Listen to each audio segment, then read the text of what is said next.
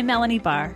Welcome back to the She Built It podcast, your go-to place to empower you to live the life and business that you crave. I'm here to talk about everything from having the courage to make life and career leaps to the details of how to lead effectively, create successful teams, implement strategies for growth, and infuse tech innovation. I'm here to celebrate your wins and navigate through your challenges. I live in the city now, but I grew up in a town of 1,000 people. I've navigated major life leaps, a senior level corporate career, worked in professional sports, and now as a successful entrepreneur who loves business, technology, family, and making meaningful connections with you and the She Built It community. I also love a good workout and dose of self-care. Magic happens when we focus on the part of ourselves and our business that brings us joy. So turn up the audio, open your favorite notes app, grab your favorite drink, and here we go. Most leaders talk about the moments that shaped them, not the moments they got passed over, not the moments they stayed quiet when they should have spoken up, not the moments they thought leadership saw their success only to find out no one actually knew. But those are the moments that shape careers more than any highlight reel. And as we wrap up this year and look towards 2026, the way you handle these moments will quietly determine your momentum, your confidence, and the opportunities you allow yourself to pursue. Today, we're talking about leadership obstacles, but more importantly, about advocating for yourself and trusting your instincts when the moment is right. Welcome back to the She Built It podcast. I'm Melanie Barr. If you're here, it's because you care about the way you lead. You care about your growth, your impact, your calling, and the people who depend on you. But leadership is not tidy. It's full of moments that test you. I want to share a story from my early corporate days that did not feel wise or strong in the moment. It felt small and it felt disappointing, but it became a turning point for how I lead today.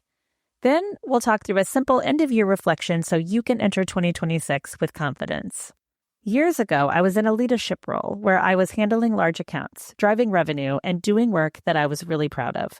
I remember sitting at the conference table in a room full of about 30 people with a clear moment where I should have spoken up.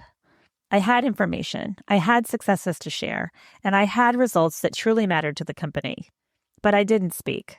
Not because I wasn't prepared, not because I didn't know my value, but because I assumed everyone already knew how well things were going. I thought my manager was advocating for me behind the scenes. I thought leadership understood the results I was producing. I thought silence was humility.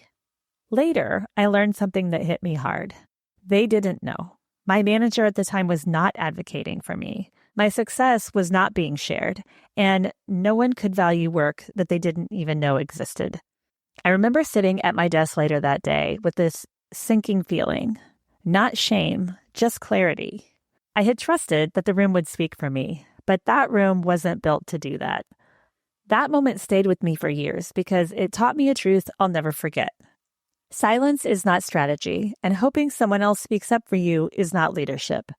That moment is one of the reasons I built She Built It Media.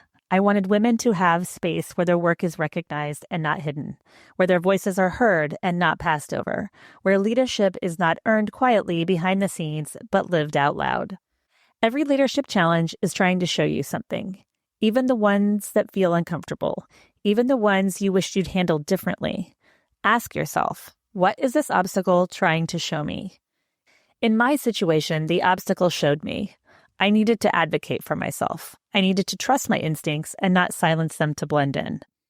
For you, it might look something like a promotion you didn't get is showing you the company's ceiling.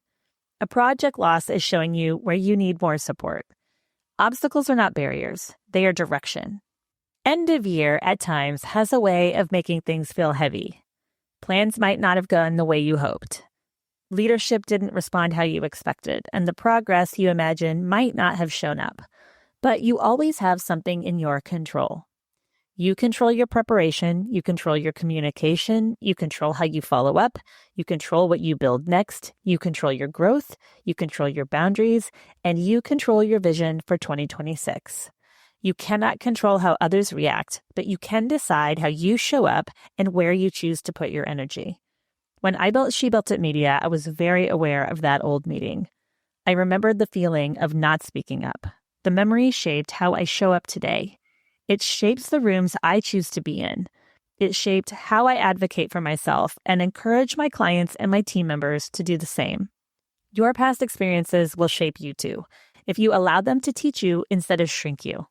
Imagine yourself in 2026, a wiser version of you, a more grounded version of you, a more confident version of who has lived through 2025 and grown from it. Ask yourself, how would the future me describe what I'm facing right now? The answer might be, that moment pushed me to advocate for myself more clearly. That season showed me where I need to grow next. That obstacle became part of my confidence. That challenge was the reason I stepped into something bigger. Leadership becomes clearer when you borrow wisdom from the version of you who already survived this.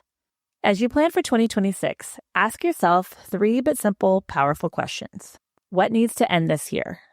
Maybe it's a habit of staying quiet. Maybe it's working without support. What do I want more of next year? More leadership opportunities, more confidence, more peace, more revenue, more alignment?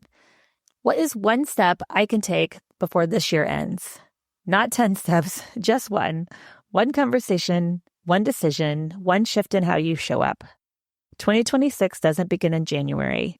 It begins with how you close this year. Every founder, athlete, and leader I interview has a story about a moment where they stayed quiet, doubted themselves, or felt like the door was closing. They grew anyway. Real leadership is not built on perfect choices. It's built on honest reflection and daily courage. You are not alone in the moments that feel uncomfortable. You are not behind. You are in the part of the story where things sharpen. Obstacles are not evidence of failure. They are evidence that you are in the arena. And the way you interpret this moment will influence how you step into 2026. Thank you for joining us today. I'd love to hear from you. Reach out to me at hello@shebuiltit.com, on our She Built It website, or at She Built It on social. Thank you to my editor, Rich Streffolino, who always makes us sound good. Until next time, let nothing stop you from experiencing the life and business that you crave.